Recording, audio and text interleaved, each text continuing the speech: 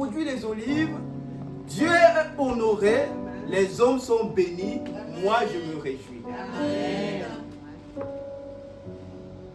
Donc chacun d'entre nous a une destinée glorieuse. Mais par notre faute, nous pouvons perdre notre héritage.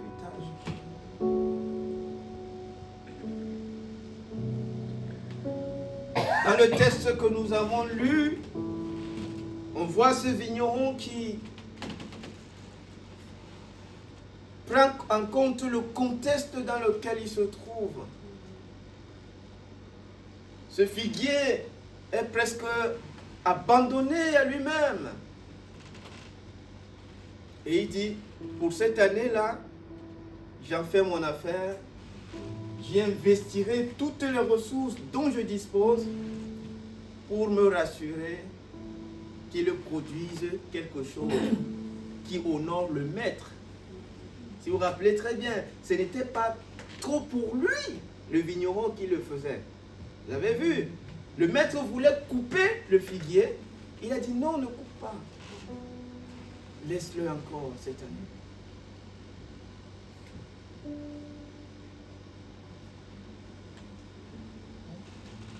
Donc il s'est trouvé un but en prenant en compte ce qui se passait autour de lui. On est devenu trop insensible à ce qui se passe autour de nous. On veut servir Dieu, mais on ferme nos yeux sur les réalités de notre quotidien. Mais on ne sert pas Dieu au ciel. On le sert sur la terre. Auprès des hommes qui ont besoin de lui, qui ont besoin de sa lumière, qui ont besoin de son amour, qui ont besoin de son soutien, qui ont besoin de son intervention.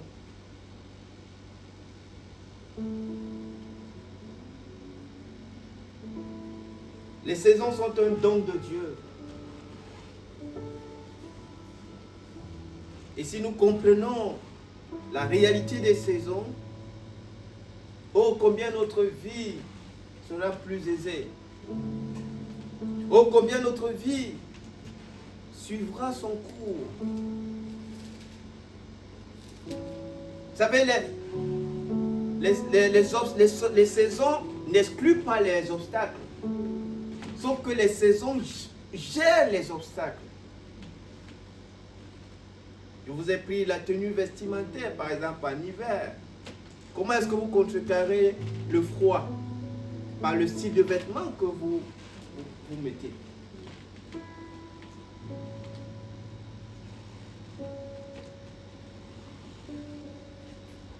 Je nous propose ce test de Matthieu 25, où je vais un peu mieux en parler.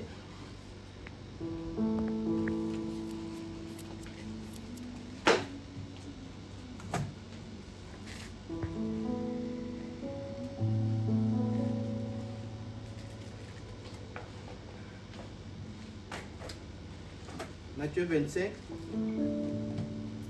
On va lire les versets 3 et 4 déjà. Et après on va lire les versets 17.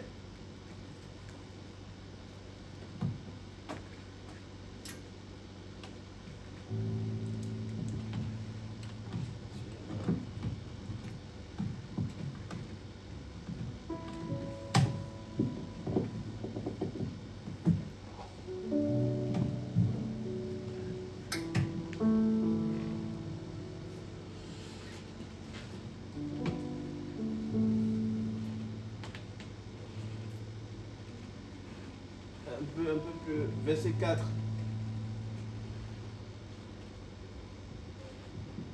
Bon, reprenons partie du verset premier, comme ça au moins on a le contexte. C'est parce que je veux nous épargner un peu trop de lecture. Alors le royaume des cieux sera semblable à 10 vierges qui, ayant pris leur lampe, allèrent à la rencontre de l'époux. 5 d'entre elles étaient folles et 5 sages. Les folles, en prenant leur lampe, ne prirent point d'huile avec elles. Mais les sages prirent avec le lampe de l'huile dans des vases. Donc elles en prirent en plus. Ouais. La question qu'on peut se poser, c'est pourquoi est-ce qu'elles ont fait ça? Vous voyez? C'est parce qu'elles ont compris la réalité des saisons. Comme l'époux tardèrent, toutes s'assoupirent et s'endormirent. Au milieu de la nuit, on cria, voici l'époux, allez à sa rencontre. Alors toutes ces vierges se réveillèrent et préparèrent leurs lampes.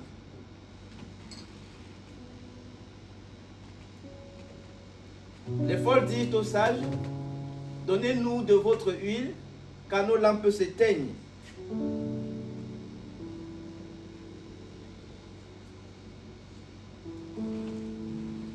Les sages répondirent, non, il n'y en aurait pas assez pour nous et pour vous. Allez plutôt chez ceux qui en vendent et en achetez-en pour vous. Pendant qu'elles allaient en acheter, l'époux arriva. Celles qui étaient prêtes entrèrent avec lui dans la salle des noces et la porte fut fermée. Plus tard, les autres vierges vinrent. Donc, c'est bon. Ça veut dire qu'elles avaient de l'argent. Au moment où il fallait acheter de l'huile, elles ne l'ont pas fait. C'est-à-dire au moment où il y avait la possibilité d'acheter de l'huile, elles ne l'ont pas fait. Elles ont vu les 5 autres, en plus du plein qu'elles avaient fait des lampes, prendre des jerrycans, des bidons, en plus. Elles ne le firent pas. Certainement parce qu'elles ne voulaient pas trop s'encombrer. Donc au moment où il fallait acheter de l'huile, elles n'ont pas acheté de l'huile. Et au moment où il ne fallait pas aller, il fallait pas acheter de l'huile, elles sont allées en acheter. Et ça, c'est quelque chose que les saisons vont nous apprendre. Et n'ont pas acheté de l'huile. Verset 17.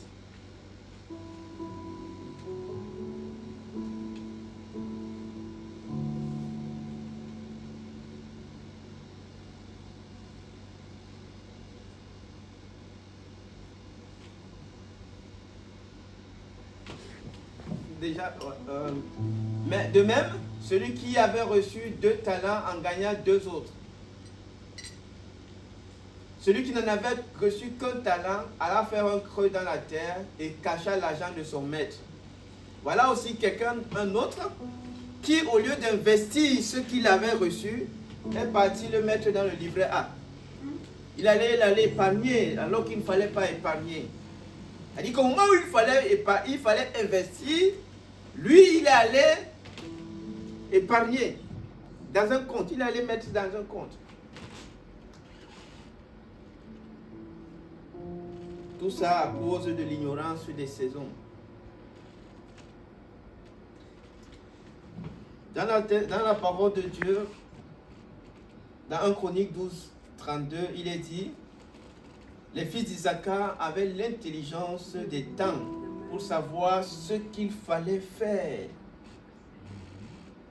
Ils avaient l'intelligence des temps et des saisons. La clé du succès de l'armée d'Israël, c'était la connaissance et la maximisation des saisons. Ils avaient compris que les saisons n'étaient pas des données inutiles. Ils avaient compris que les saisons, c'était des messages naturels de Dieu, chargés de nous orienter dans la vie. Ils pouvaient dire à Israël, là, ne va pas en guerre. La saison n'était pas favorable. Ce n'est pas le moment de te déployer. Ce n'est pas le moment de te mouvoir. Ils avaient la sagesse, l'intelligence des temps. Genèse 8, 22 dit, tant que la terre subsistera, les semailles et la moisson, le froid et la chaleur, l'été et l'hiver, le jour et la nuit ne cesseront pas. Les saisons sont une réalité, mes bien-aimés. On ne peut pas faire d'une année, une année avec un plus, si on n'intègre pas la dimension des saisons. Si on n'apprend pas la sagesse des saisons.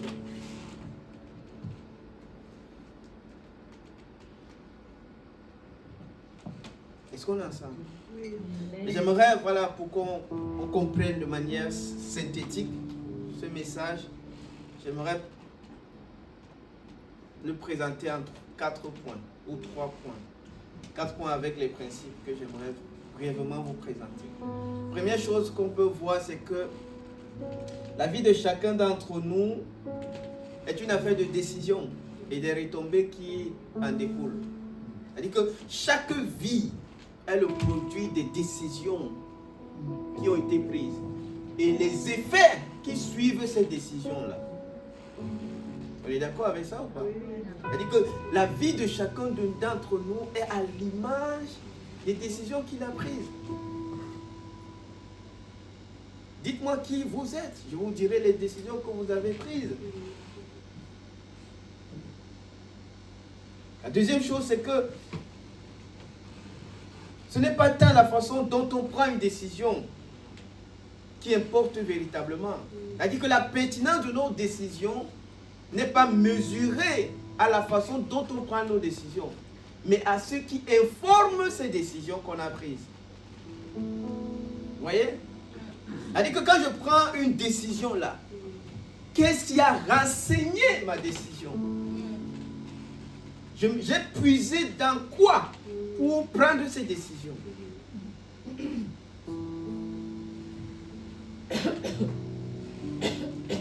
On vit dans un monde où on fait face à un flux informationnel colossal.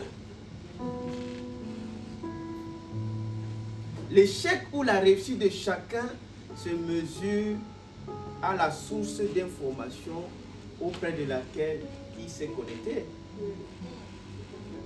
Ce n'est pas tant la décision que je prends en elle-même qui importe, mais c'est ce qui a inspiré et ce sur quoi s'est appuyée cette décision.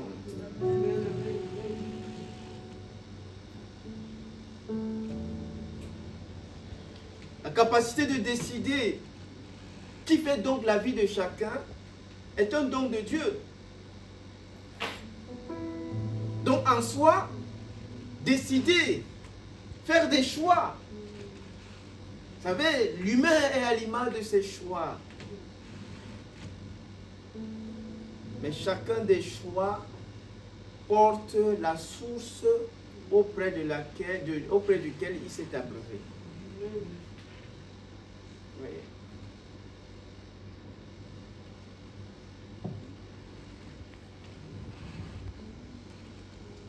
Ce qu'il faut craindre donc, ce n'est pas la capacité à décider. Ce qu'il faut craindre, c'est la source auprès de laquelle on prend nos informations. Si la source est corrompue, elle va affecter notre vie par les décisions qu'on prendra. Vous voyez? Parce que c'est la source qui va missionner l'humain qui a décidé de venir s'abreuver auprès d'elle. C'est pour ça que Dieu, quand il parle dans Deutéronome, il dit, voici je place devant toi 2 chemins. Il dit le chemin de la vie et le chemin de la mort. Après il te dit, choisis le chemin de la vie afin que tu vives. Ça veut dire quoi? Ça veut dire qu'en soi, le choix n'a pas de problème. Mais c'est ce que tu choisis qui va déterminer tout. C'est ce que l'on choisit qui fera toute la différence. C'est-à-dire que si l'on décide de choisir le chemin de la mort, eh bien il rencontrera la mort. Si l'on décide de prendre le chemin de la vie, il rencontrera la vie.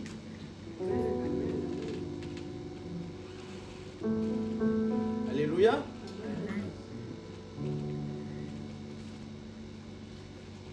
Donc, les saisons constituent une sorte de source fiable que Dieu donne à l'humain pour l'aider, pour le guider dans la vie. Et si nous ne saisissons pas la réalité des saisons, il y a beaucoup de choses que nous n'allons pas pouvoir saisir.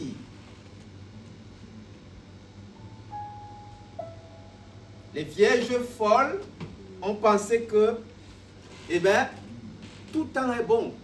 On va voir tout à l'heure que tout temps n'est pas bon. Parce qu'il y a un temps pour toutes choses. Mais pour chaque chose aussi, il y a un temps qui lui est affecté. Si bien que si on ne fait pas cette chose au temps qui lui est assigné, le reste ne sera que du gaspillage. On va le voir. Au moment où il fallait acheter l'huile, et vous pouvez imaginer, vous connaissez ce test-là, le sort qui a été le leur. Elles ont perdu cet héritage qui était le leur, pas parce que les démons étaient venus, non, mais à cause de leur manque de sagesse. Les conséquences de leurs actes par rapport à la saison dans laquelle elles se trouvent.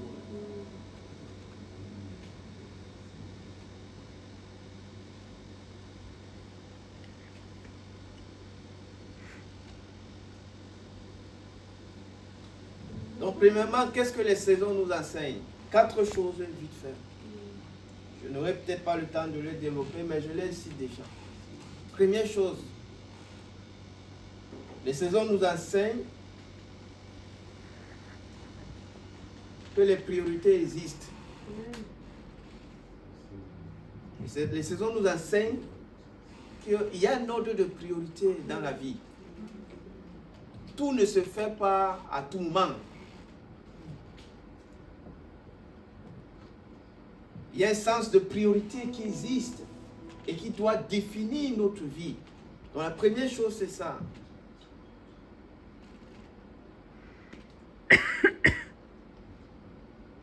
Toutes les choses n'ont pas la même urgence à tout moment. On est d'accord ou pas? La notion d'urgence existe. La notion d'impact existe aussi. Donc, la saison nous enseigne que dans la vie, il y a un ordre de priorité qui existe. C'est-à-dire où les choses ne se font pas n'importe comment. Elles se font suivant un ordre qui permet une meilleure optimisation. Donc, la première chose, c'est ça. Les saisons nous révèlent que la vie s'appuie sur un sens de priorité, un ordre de priorité. Deuxième chose, les saisons nous montrent que les ressources n'ont pas la même valeur à tout moment. Là, j'aimerais bien un peu développer ce point. Les ressources n'ont pas la même valeur à tout moment. L'argent peut être inutile dans un contexte, dans un environnement. C'est-à-dire qu'il peut être utile ici et être aussi inutile et vide là. L'argent n'a pas la même valeur partout. Vous voulez un exemple? Si vous êtes malade et que vous avez de l'argent, mais vous n'avez pas les médicaments pour acheter les médicaments, il n'y a pas de médicaments pour se soigner, vous allez mourir. Pas parce qu'il vous manque de l'argent, mais parce qu'il vous manque ce que l'argent aurait pu peut-être vous permettre d'acheter. Donc l'argent est relatif aussi, selon le contexte dans lequel l'on se trouve. Regardez l'eau. Combien coûte un pack d'eau? 1,15 €, n'est-ce pas? 1,15 €. Je veux dire à Lidl par exemple. Bon, ça dépend aussi. Je veux dire un pack d'eau normal. Hein? C'est ça, non? Oui. 1,20 € ou 1,15 €. Ça dépend de... Maintenant, si vous êtes dans le désert, il fait 50 degrés. Vous avez 10 000 euros. Et on vous dit, si vous ne buvez pas de l'eau là, vous allez mourir. Vous voyez un peu? Vous voyez que vous êtes prêt à acheter même une bouteille à 10 000 parce que vous êtes dans le désert. Vous voyez un peu? Donc, même l'eau, qui peut être aussi bon marché, n'a pas la même valeur partout.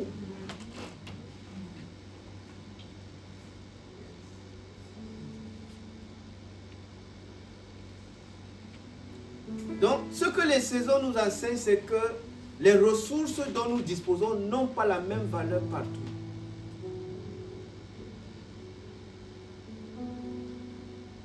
Le bien que vous faites à quelqu'un quand la personne est dans une crise profonde ne sera pas le même lorsque la personne est dans une position d'aisance.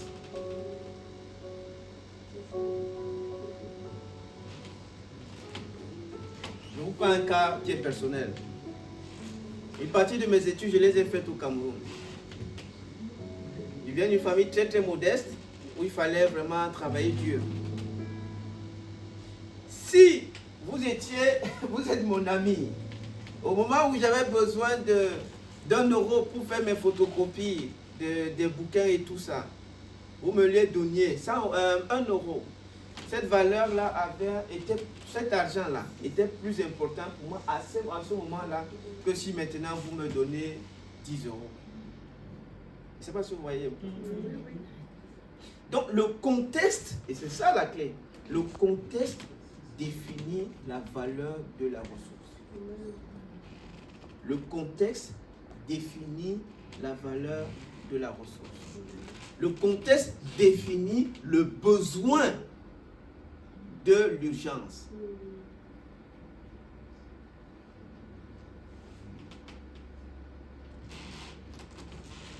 On ne peut pas penser que avec ce qu'on a, on peut faire tout. Non.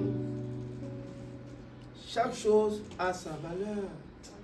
Et chaque chose n'a une valeur que suivant le contexte dans lequel elle s'inscrit.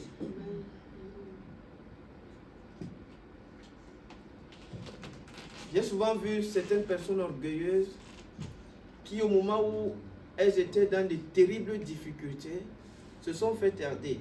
Et au moment où, voilà, la vie leur a souri, elles prétendent qu'elles peuvent rembourser à la personne qui les a aidés le bien qu'ils ont reçu de leur part. Ça, c'est pas possible. C'est pas possible.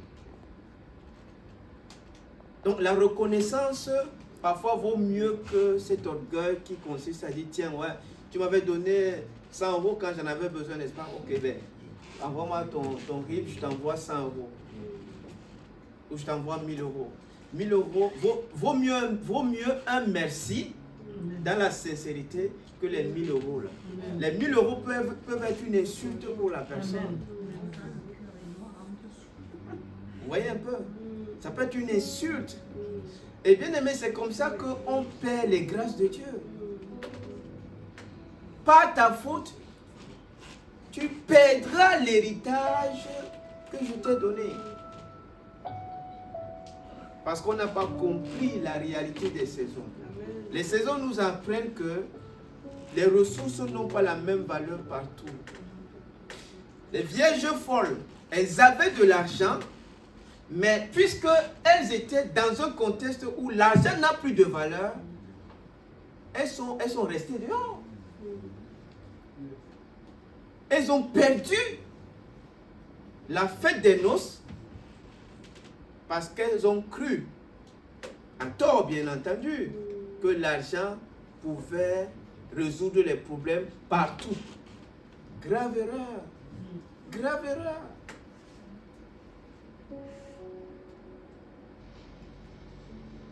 Il y a des endroits où l'huile, qui peut être très très insignifiante, est plus importante que l'argent que l'on a dans son compte bancaire. Il y a des saisons de la vie où l'humain est plus important que tout l'argent que tu peux pouvoir donner à quelqu'un.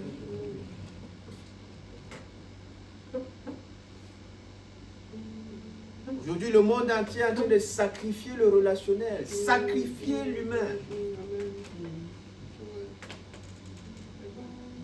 On veut remplacer l'humain par toutes ces machines-là.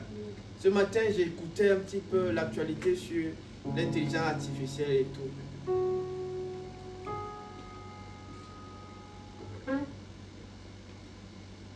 Aucune personne ne peut vous remplacer. Personne.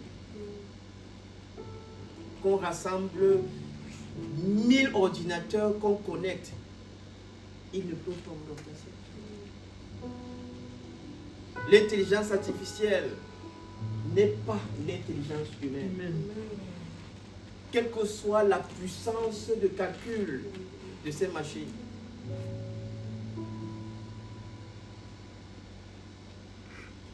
elle ne remplace pas la sagesse humaine, l'intelligence humaine. Dans les saisons nous apprennent que les ressources sont certes importantes, mais c'est le contexte qui leur donne leur valeur ultime. Ça, c'est important de noter ça. Les ressources sont certes importantes, mais c'est le contexte qui leur donne leur valeur ultime.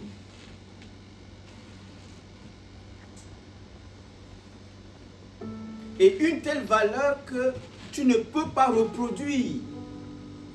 Je vous ai pris le cas de 1 euro qui pouvait servir, qui a une valeur lorsqu'on n'a rien, et 1000 euros lorsqu'on a tout. Ce n'est pas la même chose. Si vous donnez 1000 euros à quelqu'un qui n'a rien,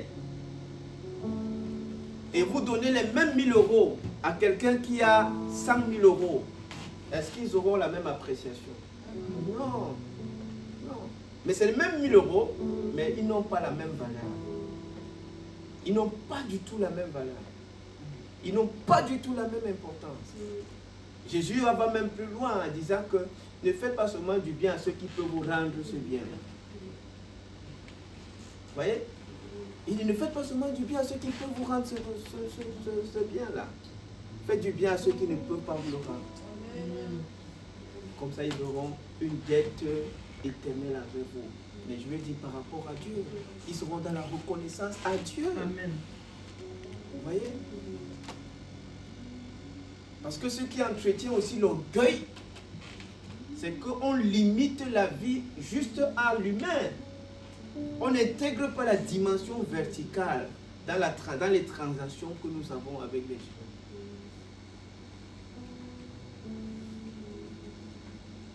Donc les ressources n'ont pas la même valeur partout.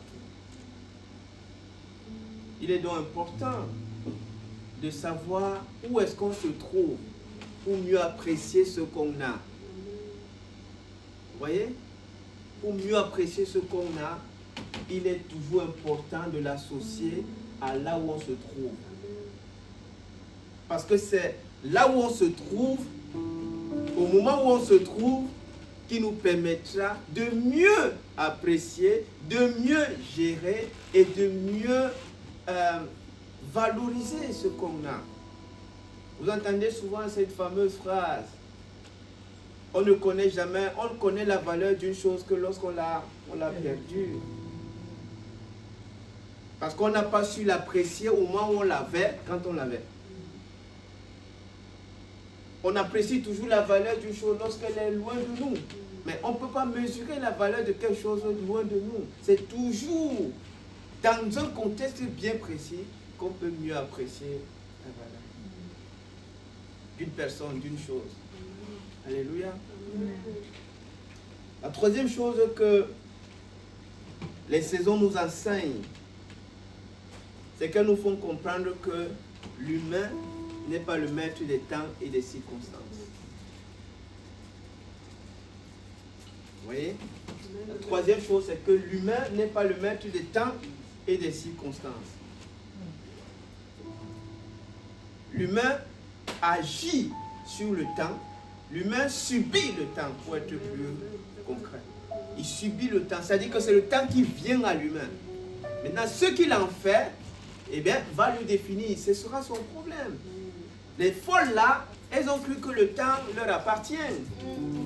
Elles sont, voilà, elles sont maîtresses du temps et des circonstances.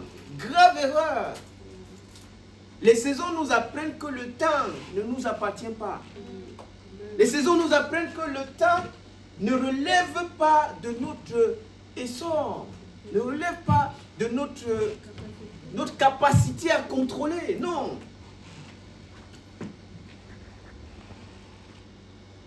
Nous subissons le temps. Ils ont cru que, eh bien, elles peuvent faire tout à n'importe quand, mais non. Le temps n'est pas à leur merci. Et c'est ce que les vierges sages ont compris. Elles ont compris qu'elles ne sont pas maîtres du temps et des circonstances. Et elles se sont préparées en conséquence. Quand je dis que le temps, l'humain n'est pas le maître des temps et des circonstances, ça veut dire par exemple, si vous décidez, vous dites, ok, ben, on est en plein hiver, j'ai pris l'exemple un peu extrême là tout à l'heure. Vous êtes en Sibérie, il fait moins 150. Vous dites que vous êtes maître des temps et des circonstances. Vous décidez de prendre un Marcel et un short pour aller vous promener. En moins de 3 minutes, maximum, si vous êtes très fort, 5 minutes, vous devenez une statue, c'est-à-dire que congelé, frigorifié. Vous voyez? L'humain n'est pas le maître des temps et des circonstances. Et c'est ce que la saison nous enseigne.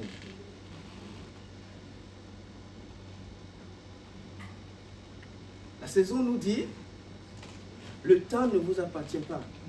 Donc, chaque opportunité que vous avez, maximisez-la. Le temps ne nous appartient pas. Quatrième chose que les saisons nous apprennent,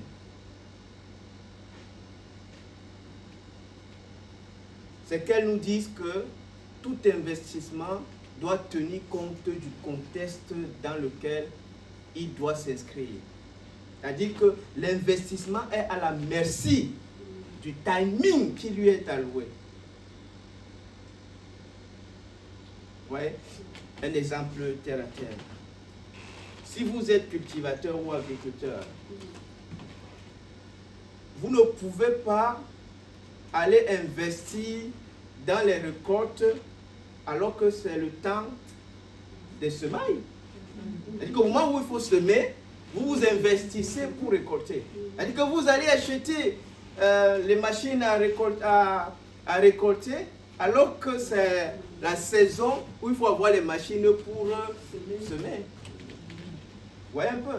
Donc, les saisons nous apprennent que tout investissement doit tenir compte du timing.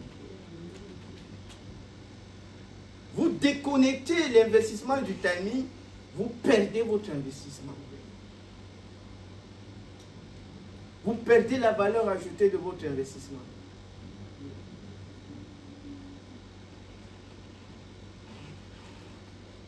Bon, je vais aller vite. Hein. Ce que représentent les saisons. 4 choses aussi. Ce que représentent les saisons. Je les donne et puis je crois que je vais m'arrêter. Les saisons représentent 4 choses. Première chose, elles sont une source d'information que Dieu donne à l'humain pour l'aider dans ses prises de décision. Donc Dieu donne les saisons comme base de données permettant à l'humain de prendre des décisions. Tu veux prendre les décisions, mais inspire-toi des saisons.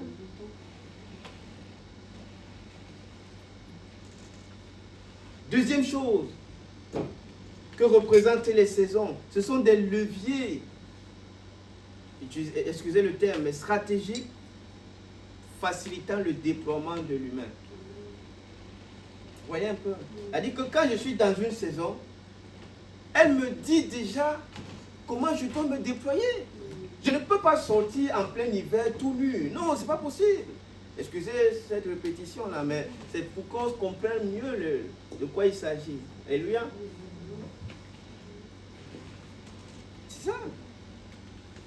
Donc, ce sont des leviers qui nous permettent de facilement nous déployer, nous mouvoir. Si vous êtes évangéliste, ici en Europe, vous n'utilisez pas l'été pour maximiser votre déploiement. Il y a des choses que vous n'avez pas compris. Amen, amen, amen, amen. Vous voyez, parce que c'est un été où tout le monde est dans les parcs, chacun... Ouais, il y a du monde, voilà, les villes sont... Les rues sont pleines, comment on appelle? Les espaces verts sont pleins. Il y a du monde. Moi, à Montpellier, je rentrais chez moi à 1h du matin. Parce que jusqu'à 1h du matin, il y avait des gens dans le parc du Pérou. Je rencontrais, je discutais, et je rencontrais toutes sortes de personnes. Donc, si vous êtes évangéliste, et vous restez à prier 24 heures à la maison, il y a quelque chose quand même. Il y a un temps pour prier, mais il y a un temps pour évangéliser. Vous ne pouvez pas aller prier alors que c'est le temps de l'évangélisation. Mais la prière est bonne, Richard, mais pourquoi tu nous dis qu'il ne faut pas? Oui, la prière est bonne, mais la prière n'est pas bonne à tout moment. Est-ce que tu peux nous donner un exemple? Bien sûr, je vous en donne un. Quand Moïse et le peuple d'Israël sont devant la mer Rouge, vous savez ce que Moïse a commencé à faire? Il a commencé à prier. Il a commencé à prier, oh Seigneur, les Égyptiens sont derrière nous, viens, sauve-nous. Qu'est-ce que Dieu lui a dit? Lève-toi là vite, tends le bâton et avance. Agis, arrête de prier. Il y a un temps pour prier, mais il y a aussi un temps pour agir. Vous ne pouvez pas dire que vous allez prier. Oui, en hiver, priez 24 heures sur 24. Mais en été, évangélisez. Si vous êtes évangéliste. Marc 16, on est tous. Alléluia. Alléluia.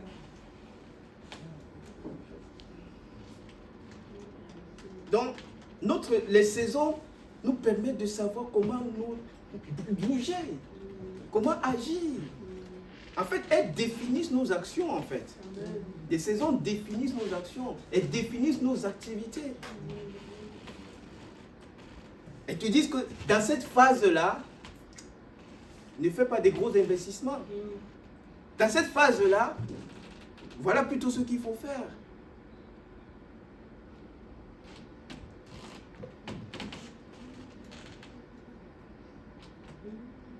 Quatrième chose que représentent les saisons, elles représentent des conseillers naturels de Dieu chargés de nous accompagner dans notre démarche tactique et opérationnelle. C'est des conseillers de Dieu, des conseillers naturels de Dieu. Vous voulez un conseiller? Considérez la saison. Amen. Mais c'est vrai en plus. Vous allez, mais je prends encore un exemple. Eh bien, c'est la saison qui nous a conseillé de mettre ce qu'on a mis là, nous tous. Les pulls là et tout ça. C'est la saison qui nous conseille. Vous voyez? Donc, les saisons sont des vrais conseillers. Quand la saison est là, elle te dit ce que tu dois mettre. Elle te dit ce que tu dois faire. Les saisons sont vraiment un don de Dieu. Mais mal gérées, elles deviennent dangereuses. Alors, pourquoi je finis par là vraiment? Pourquoi saisir la saison? J'ai mis ici la nécessité de connaître les saisons de notre vie. Je nous partage rapidement 7 pensées, 7 choses. Je les cite et puis on s'en va. Premièrement, Les saisons permettent d'établir des buts et de développer une vision claire et réaliste. Première chose. Les saisons permettent d'établir des buts et de développer une vision claire à court terme, à moyen terme et même à long terme. Mais elles permettent d'établir des buts et de développer une vision claire, une vision réaliste. Amen. Deuxième chose, les saisons permettent de cartographier nos activités, c'est-à-dire d'inventorier, d'identifier les différentes activités qui vont nous caractériser pendant une période. Les saisons nous disent que pendant cette période-là, voilà ce qu'il faut faire. Voilà ce qu'il faut faire. Et voilà ce qu'il ne faut pas faire. Troisième chose, les saisons nous aident à définir nos priorités et à intégrer la délicatesse du temps. Les saisons nous montrent que le temps est certes une valeur précieuse, mais une valeur précieuse très très serrée, très très limitée, très très complexe. Tu ne peux pas gérer le temps comme tu gérerais un vêtement. C'est-à-dire tu le prends quand tu veux, tu en fais ce que tu veux. Non, le temps lui vient à toi. Donc, le temps nous aide, les saisons nous aident à définir nos priorités et à intégrer l'aspect temps dont nous ne sommes pas maîtres. Parce que les priorités, on peut les gérer nous, mais le temps, on agit sur ça parce qu'il vient vers nous. C'est un peu comme un vent qui est soufflé. Ce n'est pas vous qui l'avez invité, mais de toute façon, lui, il s'amène. Ce que vous en faites, c'est votre histoire. Soit vous attrapez quelque chose pour ne pas être emporté, et soit il vous apporte le vent. Vous voyez? Vous résistez au vent, ou alors c'est le vent qui vous emporte. Quatrièmement, les saisons sont nécessaires parce qu'elles nous protègent contre l'éparpillement et l'épuisement. On peut facilement s'éparpiller si on n'a pas intégré la dimension des saisons. On peut facilement s'épuiser si on n'a pas intégré la dimension des saisons. Les saisons nous disent que reste là. Prends ceci en considération. Les 5 folles, elles se sont épuisées.